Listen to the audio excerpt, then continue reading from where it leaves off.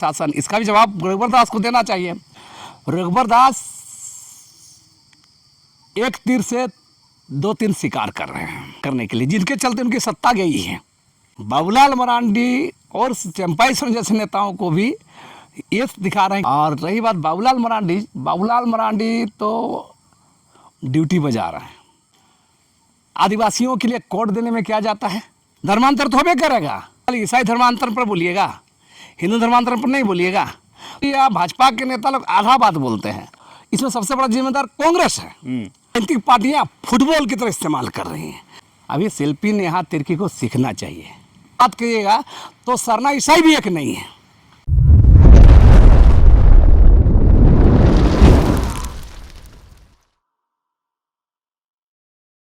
नमस्कार, जोहार। आप देख रहे हैं झारखंड स्वतंत्र खबर। हमारे साथ सामाजिक कार्यकर्ता बुद्धिजीवी लक्ष्मीनारायण मुंडा हैं और हम लोग आज बात करेंगे बाबूलाल मरांडी का बयान हो धर्मांतरण का, या फिर रघुवर दास का एक बयान आया है कि जो सरकार है विदेशी ताकतों के पेशा लागू नहीं कर रहा है। लेकिन हम ज़्यादा से जानेंगे कि जिस तरह से सरना कोड का जब से बात उठा है तो बीजेपी भी कहीं ना कहीं इस पेशा पर अब अपनी बात को रखने लगा है। अब जिस तरह से कहें कि कई बयान आ रहा है कि आदिवासी बचा ही नहीं तो सरना कोड लिखेगा कौन, ये बाबूलाल मरांडी जी कह रहे थे। लेकिन जिस तरह से रघुवर दास कह रहे हैं कि विदेशी ताकतों, तो हम ज़्यादा जानेंगे विदेशी ताकतें झारखंड में कौन है और किन के दबाव में झारखंड सरकार या कहें हेमंत सरकार पेशा लागू नहीं कर रही है। जोहार। पहले तो बात कि रघुवर दास का जो बयान है कि विदेशी ताकतें, तो विदेशी ताकतें यहाँ कौन है, किस पर वो इंगित कर रहे हैं विदेशी ताकत बोल करके? मैंने भी देखा है रघुवर दास जी का बयान से लेकर बाबूलाल मरांडी का बयान। देखिए, रघुवर दास जो बयान दिए हैं पेशा एक्ट के तहत पेशा कानून लागू नहीं होने के सवाल पर, उनका कहना था कि विदेशी धर्म के ताकत के द्वारा ही पेशा को लागू होने नहीं दिया जा रहा है। लेकिन अफसोस इस बात का है कि रघुवर दास भारतीय जनता पार्टी भाजपा से संबंध रहे हैं और 5 साल इस राज्य में रहे हैं, मुख्यमंत्री रहे हैं, इससे पहले भी मंत्री रहे हैं। और जब 2000 से ही अगर देखेंगे भारतीय जनता पार्टी की सरकार यहाँ 17 साल राज की है। तो इन 17 साल में पेशा एक तरह पेशा नियम ने लागू करने में क्या दिक्कत है उनको? कानून तो 96 में पास हुआ था, 2000 में अलग बना था। 17 साल भाजपा की शासन, इसका भी जवाब रघुवर दास को देना चाहिए। दूसरी बात उसका कहना है कि देखिए बाबूलाल मरांडी का बयान है कि भाजपा के अंदर खाने में भी बहुत मामला इन लोग का है। रघुवर दास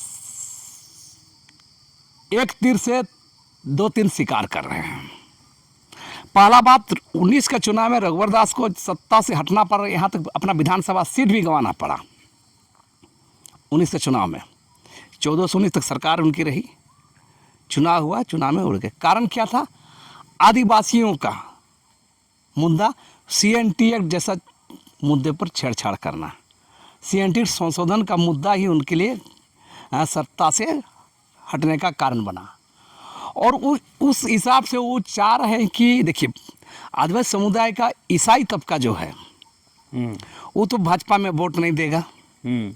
तो नॉन ईसाई जो है उस वोट बैंक को पक्का करने के लिए, जिनके चलते उनकी सत्ता गई है, तो उस वोट बैंक को आदिवासियों को खुश करने के लिए रघुवर दास ने ये बयानबाजी किया है।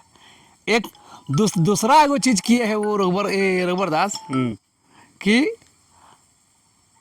बाबूलाल मरांडी और चंपाई सोरेन जैसे नेताओं को भी ये दिखा रहे हैं कि आदिवासी मुद्दे में भी हम चैंपियन हैं।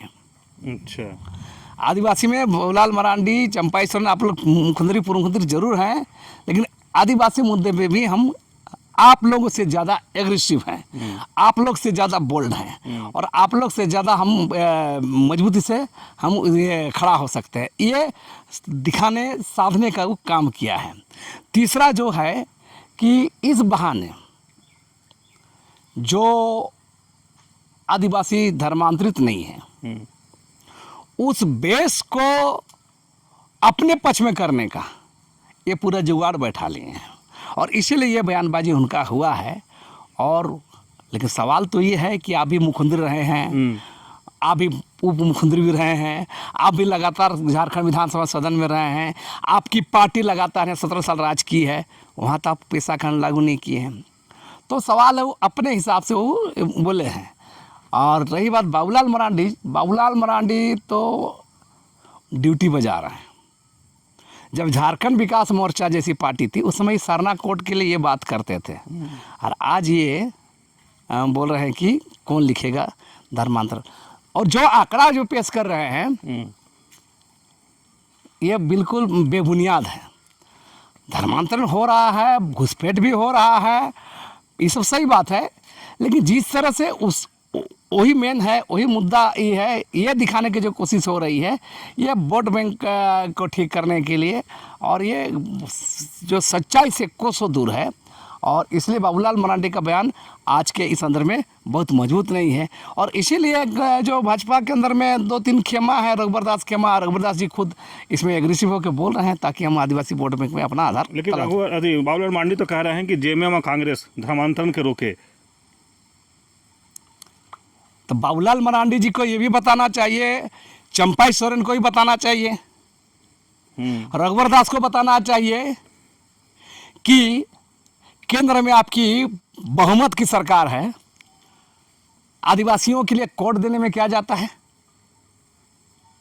आदिवासियों को कोड दे दे, धर्मांतर तो होबे करेगा, चाहे इधर करे उधर करे, आदिवासी जाएगा कहाँ? जिसका आप रिलीजियस, अगर रिलीजियस कहाँ लिखेगा आदिवासी? आप सरना कोड मान्यता नहीं देते, आप गोंडी मान्यता नहीं देते, आप भिल्ली मान्यता नहीं देते, आप खासी मान्यता नहीं देते, आप आदिवासी कोड मान्यता नहीं देते, आप आदि धर्म का मान्यता नहीं देते हैं, तो आदमी जाएगा कहाँ?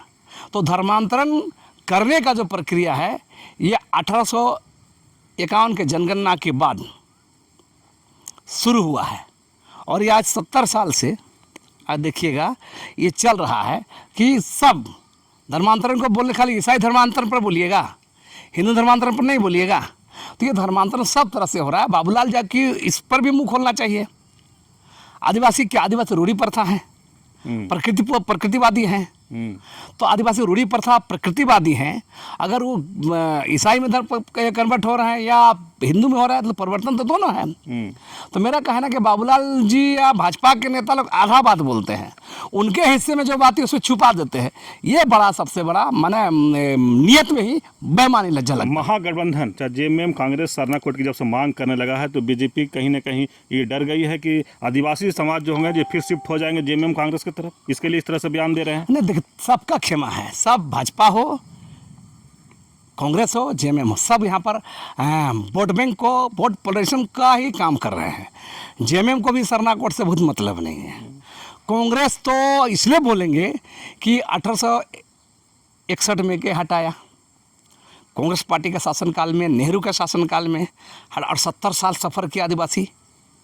तो धर्मांतरण की प्रक्रिया अगर हो रहा है तो इसमें सबसे बड़ा जिम्मेदार कांग्रेस है। भाजपा उस एजेंडा को ऑर्गेनाइज ढंग से आगे बढ़ा रही है। कांग्रेस अगर ईमानदार रहती, धर्मांतरण नहीं हो तो आदिवासियों के लिए धार्मिक कोड देना चाहिए कि नहीं हटाना चाहिए। तो आदिवासी उस समय क्या, जब ब्रिटिशियर के समय में, अंग्रेजी काल में, औपनिवेशिक काल में भी 1871 से 72 से जो जनगणना शुरू हुआ, सेंसस शुरू हुआ, शुरू से देखिएगा, शुरू में क्या आदिवासी लोग लिखते थे? शुरुआत जनगणना जो हुआ इस देश के अंदर में, आदिवासी लोग जो प्रकृति पूजक हैं, प्रकृतिवादी हैं, ये लोग क्या लिखते थे? एबोरिजिनल, एनिमिस्ट, ट्राइबल रिलीजन, ये लगातार लिखते आ रहा। बार बार का जनगणना में देखिएगा 51 तक भी लिखा है। देश आज़ाद हुआ 47 से 50, संविधान बना 51 में सेंसस हुआ, उसमें भी लिखे हैं। उसके बाद कांग्रेस पार्टी या नेहरू को चिंता क्यों हो गया भाई? तो धर्मांतरण का काम करने का काम तो कांग्रेस पार्टी या नेहरू नहीं किया है कि आदिवासी जाए कहाँ? जो ईसाई नहीं है, जो बौद्ध नहीं है, जो जैन नहीं है, जो सिख नहीं है, जो मुसलमान नहीं है, जो हिंदू नहीं है, वो कहाँ जाएगा? मजबूरी में हिंदू लिखेगा। तो मेरा कहना है कि जो स्थिति बनी है, भाजपा कोई नया काम नहीं कर रही है। कांग्रेस जो रास्ता दिखाई है, कांग्रेस आदिवासियों के लिए जो दुष्प्रभाव वाला नीतियाँ लाई है, उसी का परिणाम है। भाजपा और नई ढंग से उस चीज़ों को आगे ला रही है। अगर धर्मांतरण का मामला पर बात करेंगे तो क्रॉस चेक कीजिएगा तो कांग्रेस पार्टी 61 का जनगणना में हटा दी। इसका जवाब कांग्रेस पार्टी देना चाहिए, क्यों हटाया? 70 साल जेल रहा है। ठीक उसी तरह झारखंड राज्य बना, 2000 में राज्य बना है। आप आंदोलन 60, 70, 80 साल से चल रहा है, जयपाल सिंह मुंडा से चल रहा है। उसमें झारखंड राज्य अगर दिया जाता, जयपाल सिंह को दबाया नहीं जाता, तो आज झारखंड के पीछे दूसरा होता। तो गलती करेगा कांग्रेस और भाजपा फायदा उठाएगा तो चिल्लाएगा। तो मेरा कहना है कि कांग्रेस पार्टी धर्मांतरण पर बात करेगा तो ये भी बेईमानी है, सरना कोड पर बात करेगा तो भी बेईमानी है। इसलिए इस मामले में कांग्रेस पार्टी माने अपने को बचाने की कोशिश कर रही है, अपना वोट बैंक तलाश रही है। रही बात झारखंड मुक्ति मोर्चा से पार्टी, इनको भी वोट बैंक कही है, क्योंकि सरना धर्मावलंबी तमाम चीज़ों को, चाहे सिरोमटल रैम विवाद हो, सुतियाम्बे का मुडर पहाड़ हो, या आपका दिवड़ी का मामला हो, चाहे लुगुबुरु का मामला या परसनाथ पहाड़ हो, आप प्रकृतिवादी आदिवासियों के पक्ष में कुछ काम नहीं किए। उसकी ज़मीन जा रही है, निजी ज़मीन, सामाजिक ज़मीन, धार्मिक ज़मीन जा रही है, आप एक भी काम नहीं कर रहे हैं और आप सरना कोड पर बात कर रहे हैं। आप पैसा एक्ट तक पैसा नियम लागू नहीं कर रहे हैं, सरना कोड पर बात कर रहे हैं। तो ये झारखंड मुक्ति मोर्चा का भी और कांग्रेस का भी चरम अवसरवादी है, अवसरवादी लाइन है। मैंने अवसरवादिता का ये पराकाष्ठा है झारखंड मुक्ति मोर्चा और कांग्रेस पार्टी को। भाजपा के बारे में बात है, भाजपा तो चाहिए रही है कि इस बीच अपना टांग अड़ा के अपना चीज़ों को ठीक करें। विदेशी धर्मांतरित और ये धर्मांतरण और विदेशी ताकतें लेकर के बीजेपी को फायदा होगा या फिर ये बयान, दोनों बयान से? देखिए, मेरा साफ साफ है, बाबूलाल जी का या जो बयान आया रघुवर दास का मामला में, जहाँ तक पैसा एक्ट के मामले संदर्भ में सोचेंगे तो पैसा एक्ट को नहीं लागू करने में सरकार खुद टाल मोटल लेती है अपना। इसलिए भी नहीं देखने ना हम बार बार सरना कोड पर इतना आज एग्रेसिव जेएमएम क्यों है, कांग्रेस क्यों है? कांग्रेस पास मंत्रालय है, तो आप पैसा एक्ट लागू नहीं करिएगा, पैसा नियम लागू नहीं करिएगा, कोर्ट के बोले, हाई कोर्ट के बोले से लागू नहीं करिएगा। 10 महीना होने जा रहा, आप उस पर चाचू कुछ नहीं कर रहे हैं, सेमिनार, गोष्ठी, कार्यशाला और दुनिया भर ओपिनियन ले रहे हैं। ये नौटंकी क्यों भाई? तो मेरा साफ साफ कहना है कि पूरे मामले में ये आदिवासियों को ये लोग राजनीतिक पार्टियां फुटबॉल की तरह इस्तेमाल कर रही हैं। कभी जेएमएम मार रहा है फुटबॉल की तरह, कभी कांग्रेस मार रहा है, कभी भाजपा मार रहा है। तो ये खेल चल रहा है आदिवासियों के खिलाफ में। रघुवर दास के बयान पर शिल्पी नेहा तिर्की जो है कृषि मंत्री, वो खुला चैलेंज किए हैं कि कहीं बातचीत करने के लिए तैयार हैं। वो जो पैसा की बात करे, विदेशी धर्मांतरित की बात करे, उस पर अभी शिल्पी नेहा तिर्की को सीखना चाहिए। अभी सीखने का समय है। अनुकंपा में आप एमएलए बन गए, मंत्री बन गए, अलग बात है। इसका मतलब थोड़ा है कि शिल्पी नेहा तिर्की बहुत चीज़ जानती है। शिल्पी नेहा तिर्की कह रही है कि जगह सरना सनातन एक नहीं है। मैंने कई इंटरव्यू देखा है। तो रिलीजन पर आइएगा, धार्मिक अगर बात करिएगा तो सरना ईसाई भी एक नहीं है। धर्म की बात करिएगा तो सरना ईसाई भी एक नहीं है, सरना सनातन एक नहीं है। ठीक बोल रहे। देखिए मामला क्या है, आरएसएस भाजपा से गाइडेड लोग बोलेंगे सरना सनातन, और क्रिश्चियनिटी मिशनरी से जुड़े हुए लोग बोलेंगे सरना ईसाई एक। तो मेरा क्या, दोनों ही गलत लाइन है। न सरना सनातन एक है, न सरना ईसाई एक है। तो शिल्पी जो बयानबाजी करती है वो बयान भी आधा अधूरा बयान है। हाँ, आदिवासी सवाल पर बहस हो सकता है, लेकिन सरना ईसाई भी एक नहीं है।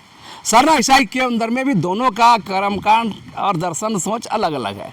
तो मेरा साफ साफ कहना है, उनके बयानबाजी को बहुत गंभीरता से नहीं लेते हैं हम, क्योंकि सवाल है कि एक बार पद मिल जाने के बाद लोग तो बौरा जाता है, तो लोग सोचता है कि हम लोग बहुत जानकार हैं। अभी समझना सीखना है। और रही बात, इस पूरे संदर्भ में हम कहेंगे कि किसी भी एंगल से ना सरना सनातन एक है, ना सरना ईसाई एक है। धार्मिक रिलीजन के सवाल पर तो कोई एक नहीं है। चलिए, अभी आप सुन रहे थे लक्ष्मीनारायण मुंडा जी की बात। जिस तरह से हम लोग बात शुरू किए थे रघुवर दास के बयान और बाबूलाल मांडी के बयान पर, लेकिन जिस तरह से कहे कि लगातार दोनों, चाहे कांग्रेस, जेएमएम भी जो सरना कोड की मांग कर रहा है, वो कहीं ना कहीं वोट बैंक की बात कर रहा है। वहीं पर रघुवर दास और बाबूलाल मांडी भी वोट बैंक का ही बात कर रहे हैं कि इस विदेशी ताकतें कह करके जो सरना के लोग हैं उनको हम अपने तरफ कर ले।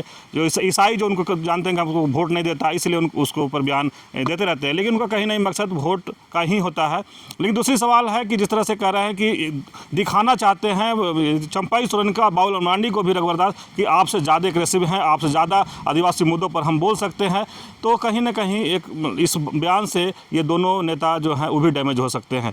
लेकिन तीसरा सवाल है कि जैसे कह रहे हैं कि ज़्यादा पढ़ी लिखी भी शिल्पा नेत्री की ज्ञानी नहीं हो गई है, तो इनका कहना है कि जानकारी उनको भी रखना चाहिए। तो इस तरह खबर को देखने के लिए आप झारखंड से जुड़े रहिए। जोहार, नमस्कार।